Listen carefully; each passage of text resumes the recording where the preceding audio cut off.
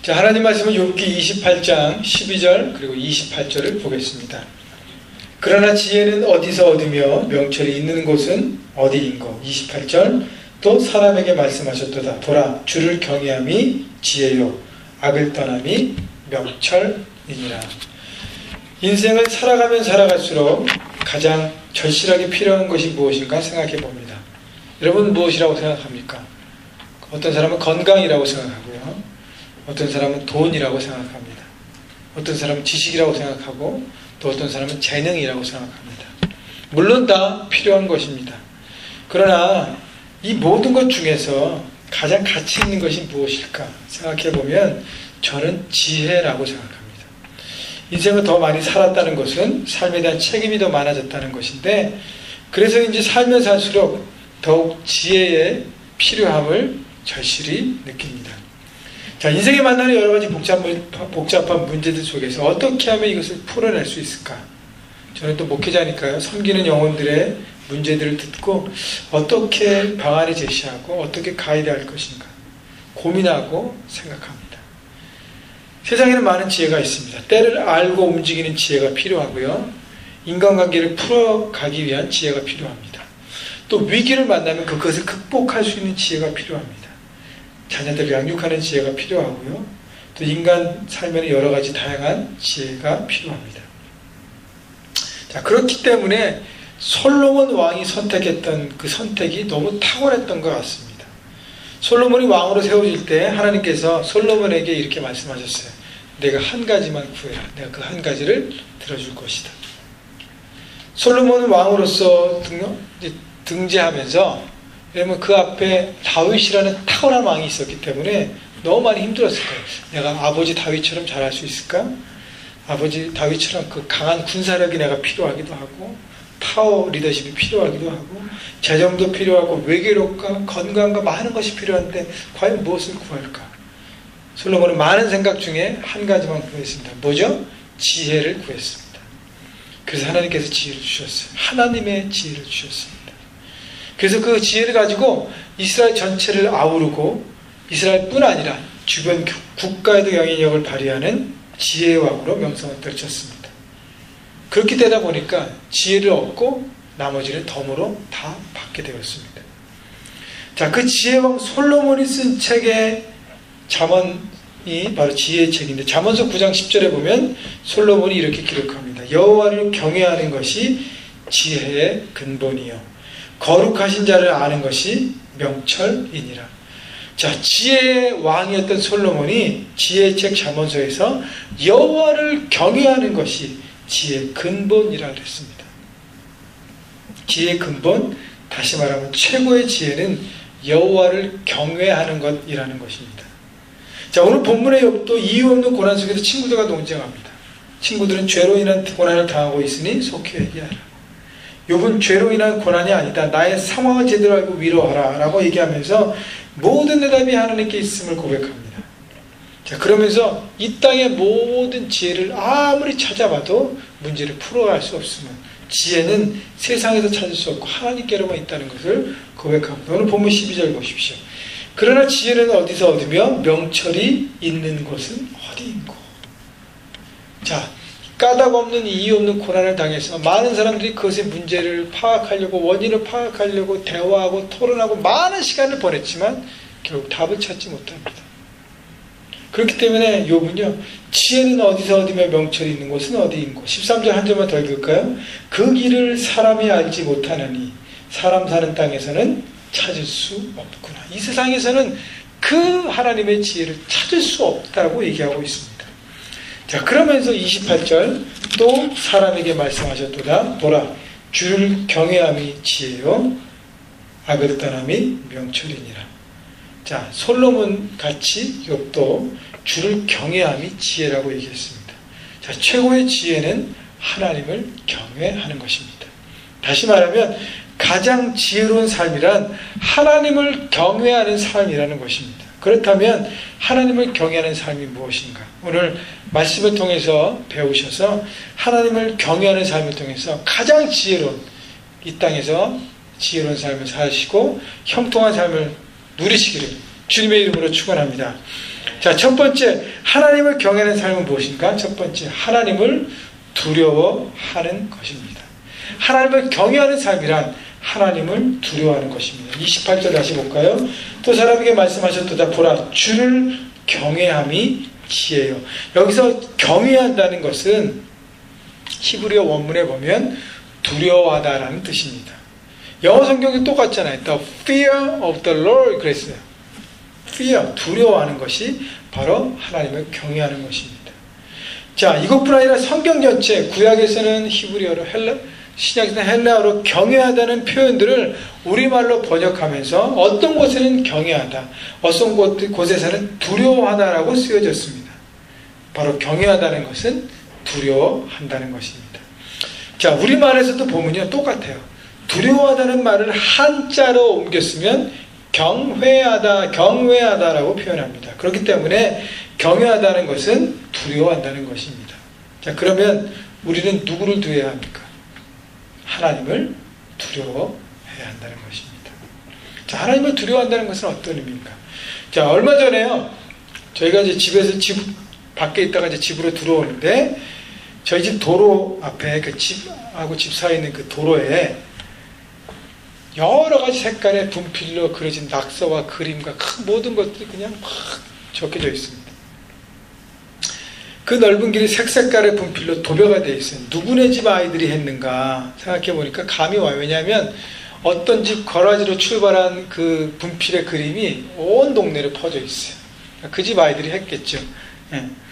온 동네가 낙서로 지저분하게 가득했습니다.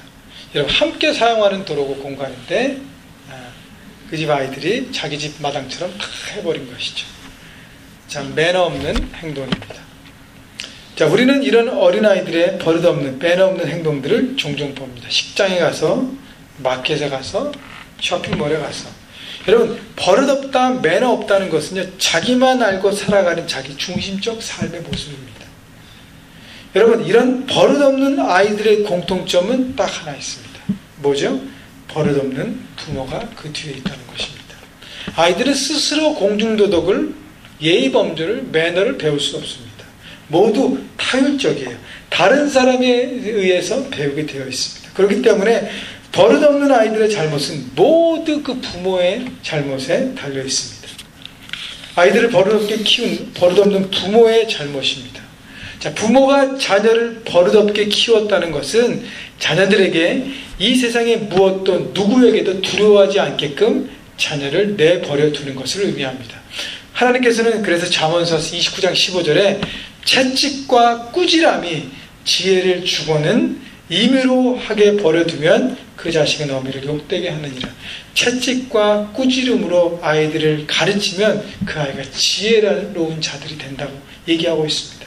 여러분, 사랑의 하나님의 말씀이에요. 왜 사랑의 하나님이 왜 매와 징계로 어린 자녀들을 교육하라 하셨을까요? 자녀를 미워하는 것인가요? 아니에요. 매와 징계는 자녀들에게 두려움의 대상이 되었기 때문인 것입니다. 즉, 자녀들에게 두려움을 가르쳐 주라는 것입니다. 어떤 두려움이냐면 두려워해야 할 것을 두려워하고 두려워해야 할 사람을 마땅히 두려워하라는 것입니다. 여러분, 그렇다고 말 잘 듣고 있는데 제가 지나갈 때 왜 목사님 오셨는데, 야 목사님 이놈아 소리 지른다 어떻게 하냐 이렇게 하면서 저를 아무 의미 없는 무서운 사람으로 만들지 마십시오. 여러분, 그러므로 자녀를 버릇없게 만든 버릇없는 부모는 이 세상의 누구도 그 무엇도 두려워하지 않고 있음을 말해주고 있습니다. 그러다가 자신의 두려워하지 않았던 그 법에 의해, 두려워하지 않았던 사람에 의해 한순간에 몰락하는 것을 우리는 보게 됩니다. 여러분, 공중도덕, 예의범절, 매너는 다시 얘기하면 두려워할 것을 두려워하고 두려워해야 할 사람을 두려워하는 사회적인 약속입니다. 그 약속이 지켜지는 사회, 공동체, 가정, 교회가 견고하고 바르게 세워지는 것입니다. 여러분, 신앙도 똑같아요. 지금 얘기하고 싶은 것이 바로 똑같은 원리가 신앙 가운데 적용되는 것입니다. 믿음은요, 똑같습니다. 두려워할 것을 두려워하고 두려워해야 할 분을 두려워하는 것이 바로 믿음입니다. 하나님을 믿는 우리가 두려워야 할 분은 바로 하나님이십니다. 그리고 두려워야 할 것은 바로 하나님의 말씀입니다. 우리가 마땅히 두려워야 될 하나님의 말씀을 두려워하지 않고, 우리가 마땅히 두려워야 할 하나님을 두려워하지 않고 내 마음대로 내 생각대로 한다면 그것은 하나님과 무관하게 살아가는 사람이 될 수밖에 없습니다. 자, 그리스도인으로서 우리의 삶이 세상 속에서 아무런 영향력이 없는 이유는 무엇이죠? 두려워야 할 하나님을 두려워하지 않고 두려워야 할 하나님의 말씀을 두려워하지 않기 때문인 것입니다. 여러분, 우리가 아무리 하나님을 예배하고 하나님을 찬양하고 하나님을 기도한다 할지라도 하나님을 두려워하는 마음이 없으면 무덤 앞에 복채를 내고 자신이 원하는 바를 비는 것과 별반 다른 것이 없습니다. 즉 하나님에 대한 두려움 없이 드려지는 모든 종교적인 행위와 의식들은 다 하나님을 향한 것이 아니라 누굴 향한 거예요? 다 나만 위한 것입니다. 그렇다면 하나님을 왜 두려워하며 살아야 합니까? 우리는 모두 하나님 앞에 더러운 죄인이기 때문입니다. 우리는 모두 더러운 죄인이고 하나님은 거룩하신 분이십니다. 어두움이 빛을 무서워하듯 죄는 거룩을 무서워합니다. 거룩 앞에서 죄는 죽음을 뜻합니다. 그래서 모든 인간은 하나님을 두려워할 수밖에 없습니다. 우리가 죄인으로 하나님 앞에 서 있으면 하나님 두려워할 수밖에 없어요. 그 죄에 대한 심판을 당연히 받을 수밖에 없다는 것입니다. 그렇기 때문에 범죄한 자신을 찾아오신 하나님 앞에 아담도, 시내산에서 하나님을 만난 모세도, 성전에서 하나님의 음성을 들었던 이사야도 모두 하나님을 두려워하였다는 것입니다. 이사야도 하나님, 나는 죄인인데 나를 떠나시옵소서 라고 고백했습니다. 여러분, 우리는 죄인의 모습으로 하나님 앞에 서 있는 존재임을 잊지 마십시오. 그러나 우리 모든 죄악에도 불구하고 십자가 보혈로 새로운 생명을 받은 존재들이 바로 또 우리입니다. 우리는 죄인이지만 용서받은 죄인으로 서 있습니다.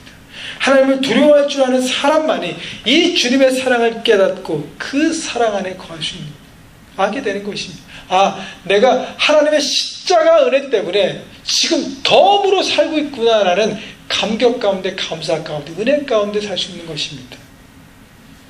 하나님을 경외하지 않으면요, 내 교만한 가운데 살면, 아, 내가 잘나서 잘 사는 거지, 내가 다 알아서 할 수 있기 때문에 내가 알아서 하지.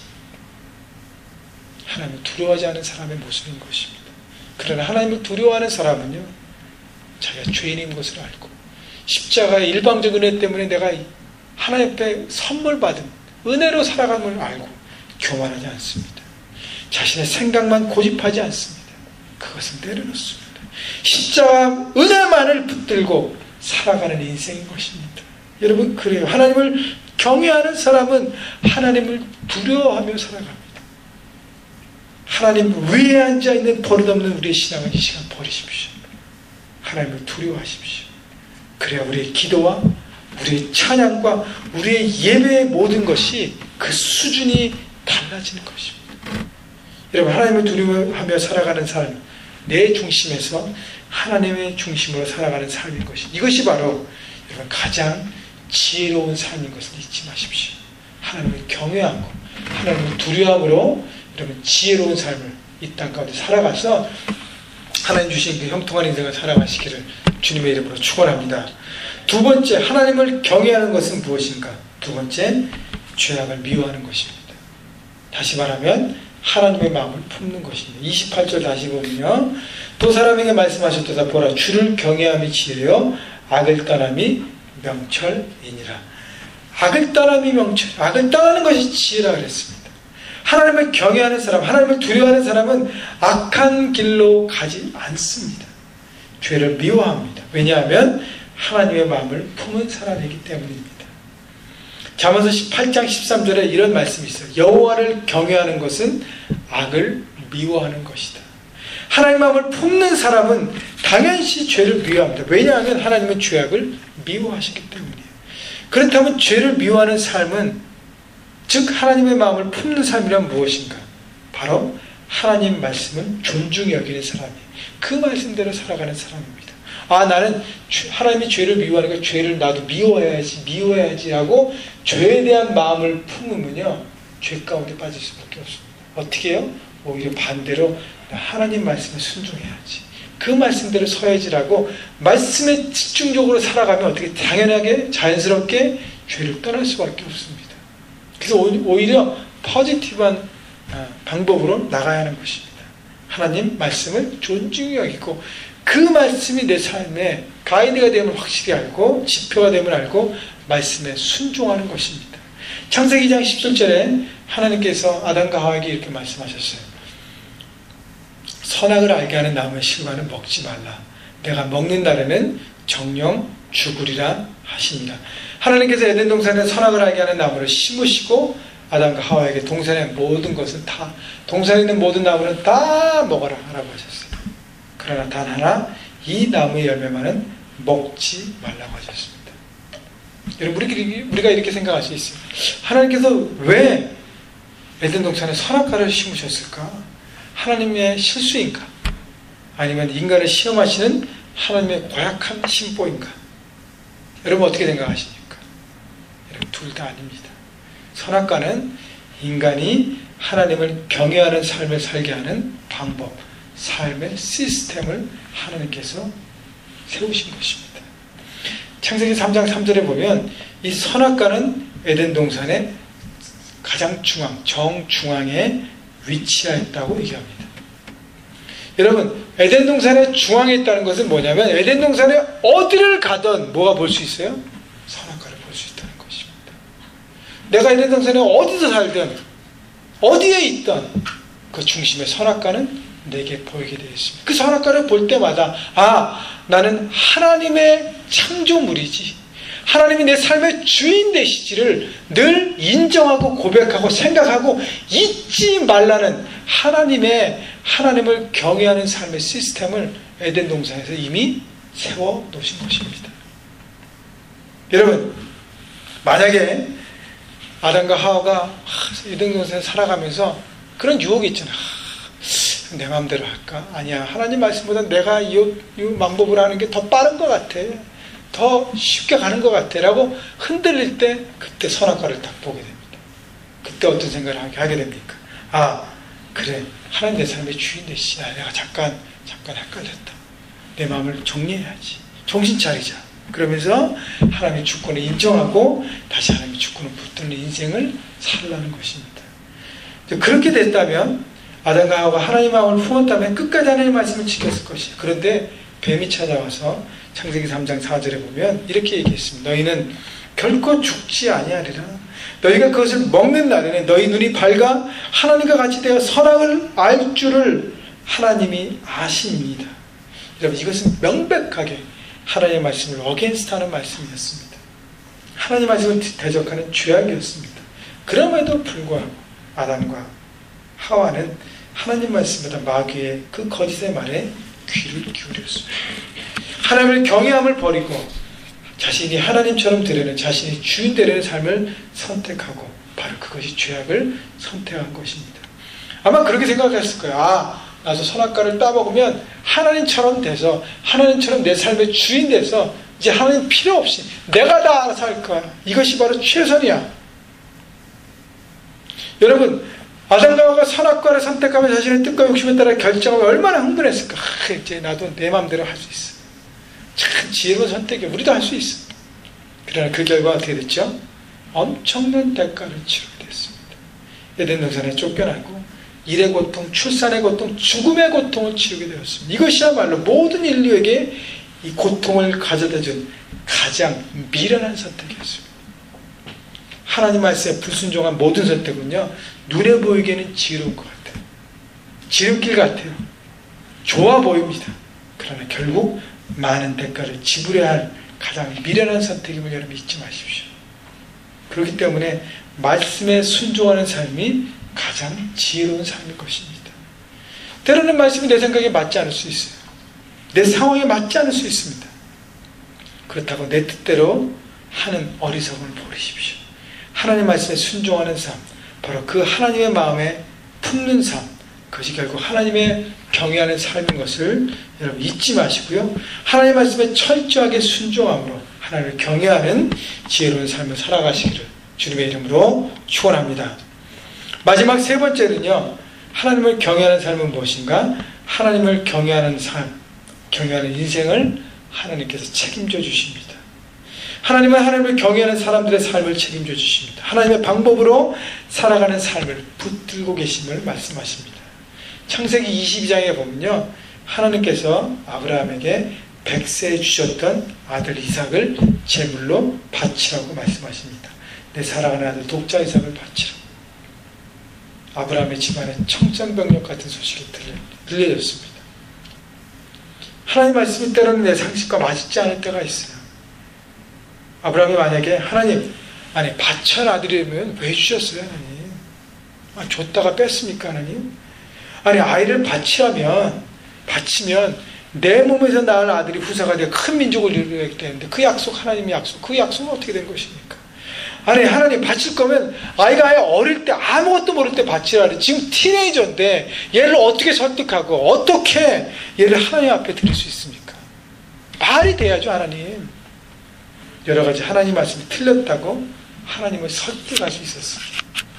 여러분 이 하나님을 설득하려는 태도는요, 하나님의 말씀, 하나님을 두려워하지 않는 삶의 모습입니다. 그러나 아브라함은요, 하나님 말씀에 온전하고 실수가 없음을 확신했습니다. 내가 지금 하나님의 뜻은 모르지만, 하나님의 방법은 모르지만, 내게 너무 힘들고 어렵지만, 내 머리에 납득이 되지 않지만, 그러나 이 말씀이 잘못되지 않음을 아브라함은 믿었습니다. 믿기만 하지 않았어요. 믿음대로 움직이고 살아갔습니다. 그래서 어떻게 해요? 제단을 쌓았어요. 그리고 불태울 나무를 올려놓습니다. 그리고 이삭을 거기에 묶습니다. 그리고 칼로 들고 내려치는 순간, 그때 어떻게 하나님이 급히 부르십니다. 아브라함아, 아브라함아 부르시면서 이렇게 말씀하세요. 창세기 22장 12절 그대로 제가 말씀을 읽습니다. 사자가 가로되 그 아이에게 손대지 말라. 아무 일도 그에게 하지 말라. 내가 내 아들 내 독자라도 내게 아끼지 아니하였으니 내가 이제야 내가 하나님을 경외하는 줄을 아노라. 하나님께서 뭐라 그러셨어요? 아브라함의 그 믿음의 행동을 보시고 이삭을 드리는 믿음의 행동을 보시고, 내가 이제 네가 하나님을 경외하는 줄을 내가 이제 알았다라고 얘기하십니다. 자신의 믿음을 행동으로 삶으로 보일 그때 말씀에 대한 순종을 하나님 뭐라고 그러세요? 경외한다고 얘기하고 있습니다. 그리고 난 후 아브라함은 수풀에 걸려있는 수양을 봅니다. 그걸 가져다가 이삭 대신 번제를 드리지 하나님한테 예배합니다. 그때 아브라함이 그 땅을 뭐라고 불렀어요? 여호와 이레라고 불렀습니다. 여호와 이레, 준비하신 하나님께서 그의 삶을 책임져 주신다는 것이, 아브라함은 자기의 뜻과 상식과 결단하기에 너무너무 고통스러운 순간이었지만, 그러나 하나님 말씀이 확실하다는 것을, 하나님 말씀에는 전혀 오류나 실수가 없다는 것을 바라보고 두려워하는 마음으로 말씀을 받아들였어요. 그래서 삶 가운데 적용했습니다. 행동으로 옮겼습니다. 하나님을 경외했습니다. 그때 뭐예요? 하나님께서 여호와 이레 되셔서 이미 다 예비하셨다는 거예요. 하나님은 그 다음에 플랜도 다 짜고 계셨다는 거예요. 그래서 하나님께서 아브라함의 그 이후의 삶 가운데 여호와 이레가 되셔서 하나님이 그 아브라함의 삶의 모든 것을 예비하시고 축복하시고 세우셨습니다. 아브라함은 하나님을 경외하는 아브라함은 예비하신 하나님을 순간순간 경험하며 축복의 삶을 누린 것입니다. 하나님의 말씀에 순종하는, 즉 하나님을 경외하는 인생을 하나님은 끝까지 책임져 주십니다. 사도행전 9장에 가면 또 한 사람이 나옵니다. 하나님을 경외하는 사람. 그 사람 처음에는요, 아무도 두려워하지 않은 확신의 사람이었습니다. 자신의 신념으로 누구도 두려워하지 않고 살았던 살기 등등한 청년 사울이 등장합니다. 사울은 자신의 신념으로 살았어요. 아무도 두려워하지 않았습니다.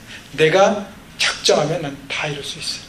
똑똑했습니다. 많은 걸 배웠습니다. 그리고 주변에 팀도 있었습니다. 그래서 청년 행동대장으로 많은 곳곳을 다니며 예수 믿는 사람들을 핍박하고 구박하고 그리고 심지어는 죽이는 것에도 동참했습니다. 결국 뭐예요? 하나님을 두려워하지 않았다. 예수님을 믿는 사람들을 핍박했다는 것은 하나님도 두려워하지 않고 자기 힘과 능력만 의지하고 살았다는 것입니다. 그런데 그 사울이 다메섹 도상에서 주님을 만났어요. 주님의 부르심을 받고 대충 그런가 보다 생각하지 않았어요. 주님의 임재 앞에 어떻게 해요? 성경에 보면 꼬꾸라졌다 그랬습니다. 왜요? 주님을 두려워하기 시작했어요. 주님을 만나기 전까지는 아무 두려움 없이 자기 멋대로 사는 거예요. 자기 기분 낚이는 대로, 자기의 머리가 결정하는 대로 살았습니다. 그러나 주님의 임재를 경험한 다음에 주님 앞에 꼬꾸라져서 주님을 두려워하기 시작했어요. 주님을 만나기 전에 아무것도 두려워하지 않던 그가 하나님을 두려워하기 시작해요. 주님 앞에 사울은 자신이 죽을 수밖에 없는 죄인임을 깨닫기 시작합니다.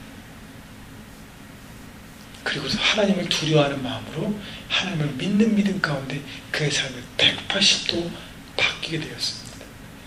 사울은 하나님 향한 두려움이요, 그 예수님을 만났던 그 현장에서 끝나지 않고 그 이후에 사울은 자신의 삶 속에서 하나님을 두려워하는 신앙으로 살았습니다. 고린도후서 7장 1절에 보면 사울이 이렇게 고백합니다. 바울이 되어서 그런즉 살아가는 자들아, 이 약속을 가진 우리가 하나님을 두려워하는 가운데서 거룩함을 온전히 이루어 육과 영의 온갖 더러운 것에서 자신을 깨끗하게 하자. 오직 하나님을 두려워하지 않은 사람만 영육간에 자기 자신을 깨끗해 하면서 거룩한 삶을 살 수 있다고 고백한 것입니다. 여러분, 하나님을 두려워하지 않는 사람은요, 예수님을 믿어도 자기 편한 대로 믿습니다. 자기 편한 대로 살면 그만이지 하면서 하나님과 여러분 주일 예배도 약속인데 오고 싶으면 오고 오기 싫지 않으면 다른 것을 하고, 하나님 앞에 시간을 드리고 중심을 드리는 것, 자, 여러분 삶 현장에서 하나님의 주인되어 살아가는 거 하고 싶으면 하고 하기 싫으면 하지 않고 내가 편한 대로 하는 것입니다. 왜 굳이 나를 부인하면서까지 말씀에 거기서 거룩함을 추구해야 됩니까? 왜 내 하나님 말씀 순종이 합니까? 하나님을 살아갑니다. 여러분, 사울의 이 고백, 그 자신의 일평생 하나님을 향한 거룩함을 추구의 사람을 보고 있는 것입니다. 우리가 하나님을 두려워한 가운데 거룩함을 온전히 이루고 가자고 그랬어요. 사울은 주님을 만난 다음에 평생 동안 하나님의 거룩함을 추구하고 죄를 멀리하고 하나님을 두려워한 가운데 살았다는 것입니다. 자, 그러면서 사울은 에베소서 5장 21절에 이렇게 또 권면합니다. 그리스도를 경외함으로 피차 복종하라. 주님을 경외하는 사람만 복종해야 할 사람에게 복종할 수 있고 하나님께서 주신 상황에 복종할 수 있기 때문인 것입니다. 여러분, 하나님을 두려워하지 않는 사람은요, 복종해야 할 사람에게 결코 복종하지 않습니다. 아내는 남편에게 복종하지 않고, 남편은 아내에게 복종하지 않습니다. 부모에게 복종하지 않고, 직장의 윗사람에게 복종하지 않고, 마음은 입으로는 복종하는 것 같지만 마음에는 다른 마음을 품고 있습니다. 하나님을 두려워하지 않는 사람은요, 하나님께서 새롭게 가꾸어 주게 주신 상황들을 절대 복종하는 믿음으로 받아들이지 못합니다. 왜 나만 이런 고통, 나만 이런 상황 가운데 놓여 있습니까? 라고 절규하고 불평하며 그렇게 살아갑니다. 여러분, 사울은요, 예수님 만나 새롭게 된 예루살렘 교회 조인에서 함께 신앙생활을 했어요. 여러분, 예수님 핍박했던 자가 예수님 만나서 180도 삶이 변해서 예루살렘 교회 조인에서 나도 하나님의 가족으로 살려고 싶어 했어요. 그런데 문제가 뭐였어요? 예루살렘 교회에서 사울을 받아들이지 않았어요. 왜냐하면 예수 믿는 사람을 핍박하고 죽이기까지 했던 예수님의 원수, 교회 원수가 갑자기 변했다고 해서 오니까 믿을 수 있어야죠. 심지어는요, 일부 유대인들은 사울을 죽이기까지 했습니다. 저 스파이 아니야 생각하면서. 그래서 사울은 친구들의 권유로 고향 다소로 피신합니다. 그리고 그 고향에서 13년 동안 실패자처럼 칩거하며 삽니다. 여러분, 20대 중반이고 후반이죠 당시. 그러면 40대 초반까지 어디 있어요? 고향에서 처박혀 있었습니다. 여러분, 20대 젊은이에게 13년 동안 칩거하면서 실패자처럼 고향에서 그냥 죽은 자가처럼 살아간다는 것, 여러분, 사울에게 좀처럼 받아들이기 어려운 상황이었습니다. 그러나 사울은요, 하나님을 두려워하는 믿음이 있었기 때문에 하나님의 때가 이루어지기까지 복종하고 13년 동안 고향 다소에서 기다리며 살았습니다. 뭘 기다렸어요? 하나님의 뜻을 믿고 기다린 것입니다. 하나님을 두려워하였기 때문에 하나님의 말씀을 사랑하고 그 말씀대로 철저하게 살아갔습니다. 그래서 사도행전 9장 31절에 보면 그리하여 온 유대와 갈릴리와 사마리아의 교회가 평안히 든든히 서가고 주를 경외함과 성령의 위로로 진행할 수가 더 많아지리라. 이 9장 31절 제가 읽었던 그 말씀 바로 앞이 바로 사울의 회심과 다소에서 13년간 집거 생활한 그 모든 것이 기록합니다. 기록된 다음에 바로 지금 읽었던 그 구절이 나오는 거예요. 결국 그 얘기 뭐냐면 사울이 하나님을 두려워하며 살았던 그 모든 생활을 통해서 성령님의 위로가 찾아왔다는 것입니다. 여기서 말하는 성령님의 위로는 성령님의 후원, 성령님의 지키심을 말합니다. 이런 사울의 삶을 하나님께서 후원자가 되셔서 지켜주셨다는 것이에요. 지금 내가 받아들일 수 없는 환경이지만, 내게 정말 절망인 환경이지만 하나님의 뜻 안에 있는 상황과 과정이구나, 이 모든 것이 합력하여 선을 이룰 하나님의 뜻이구나 받아들이는 것입니다. 사울이 이것을 받아들였기 때문에 그때 어떻게 해요? 성령님께서 내 안에 역사하시면서 그 받아들임을 지키고 그 어려운 고난과 아픔들을 통과하고 믿음의 용사로 강한 용사로 설 수 있도록 이겨가게 한 것입니다. 그렇기 때문에 청년 사울이 바울로 되어서 많은 선교행을 통해서 교회를 세우면서 박해와 온갖 어려움들을 당했지만 그 모든 것을 이겨내는 주님의 강한 군사로 서한 것입니다. 그리고 사울이 곳곳에 가면서 많은 사람들과 교회를 살리는 하나님의 일꾼으로 하나님의 역할들을 감당한 것입니다. 여러분, 순서가 중요해요. 주를 경외함이 먼저고 성령님의 후원이 그 다음입니다. 어떤 사람은 성령님께서 역사가 붙으셔야 제가 하나님을 경외하고 하나님을 두려워할 수 있지 않겠습니까? 이건 잘못된 순서입니다. 내가 하나님을 두려워하는 믿음으로 내 삶에 일어나는 모든 일을 받아들이고 주님의 합력하여 선을 이루실 뜻을 기다릴 때, 그때 어떻게 해요? 성령님께서 내 안에 오셔서 나의 후원자가 되셔서 나를 지키시고 나를 세우시고 나를 견고하게 하신다는 것입니다. 여러분, 그렇습니다. 하나님은 하나님을 두려워하며 믿음으로 그 말씀에 순종한 인생을 어떻게 해요? 책임져 주신다는 것입니다. 붙드시고 세우시고 견고하신다는 것입니다. 그렇기 때문에 그로 인해 우리가 속해 있는 모든 삶의 영역들이 견고하게 서가게 되는 것입니다. 여러분, 오늘 말씀은 정리합니다. 하나님 말씀이 하나님을 경외하는 삶, 최고 삶의 지혜라고 그랬습니다. 경외함, 첫 번째는 하나님을 두려워한다 그랬어요. 내가 두려워해야 될 대상을 두려워하고 하나님 말씀을 두려워하는 거 하고 있는가? 나는 하나님 앞에 죄인의 모습으로 서 있는가? 아니면 내 권리만 주장하고 있는가? 하나님 은혜 안에 이것은 살 수 없는 존재임을 여러분 자각하십시오. 두 번째, 죄를 미워하고 하나님의 마음을 품어하는 것입니다. 그렇게 해서 하나님 말씀에 전적으로 순종하십시오. 마지막으로 하나님을 경외하는 인생을 하나님이 책임져 주십니다. 하나님을 두려워하며 살아가는 인생, 이것이 바로 최고로 지혜로운 인생, 형통한 삶인 것을 여러분 기억하시고, 여러분이 어렵지만 힘들지만 그 말씀을 붙들고 여러분 순종의 걸음을 걸어갈 때 하나님께서 여러분의 후원자가 되셔서 지켜주시고 여러분 형통한 길로 인도하실 것을 믿음으로 바라보시면서 그 길을 선택하셔서 형통한 삶을 누리신 여러분 모두가 되시기를 주님의 이름으로 축원합니다. 아멘.